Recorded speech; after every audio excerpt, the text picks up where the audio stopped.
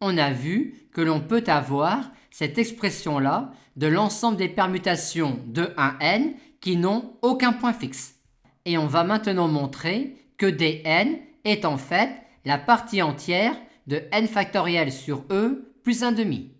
On a ici une somme partielle qui converge et qui converge vers exponentielle moins 1. On va donc écrire cette quantité-là ainsi.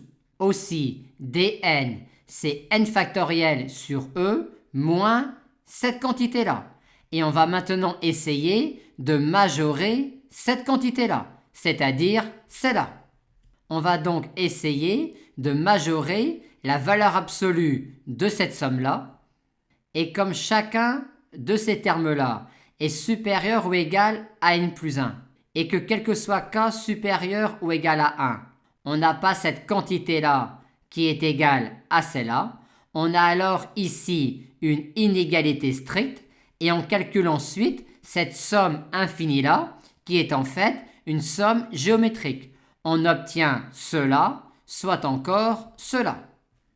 On a donc obtenu que l'écart entre n factoriel sur e et dn, c'est-à-dire cette quantité-là, est inférieur strictement en valeur absolue à 1 sur n.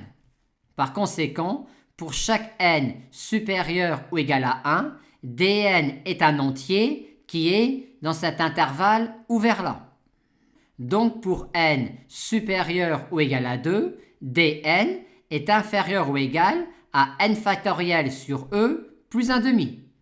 Mais comme dn est un entier qui est dans cet intervalle ouvert là, et vu que de là à là, il y a 1 sur n plus 1 demi qui est inférieur ou égal à 1 quand n est supérieur ou égal à 2, on est sûr que l'entier qui suit dn, à savoir dn plus 1, sera strictement supérieur à cette valeur-là, ce qui achève de démontrer le résultat que l'on avait annoncé. En tout cas, pour n supérieur ou égal à 2. Mais quand n égale 1, on a d1 égale 0, et le résultat est donc également vrai pour n égale 1, étant donné que 1 sur e plus 1 demi est compris entre 0 et 1 strictement.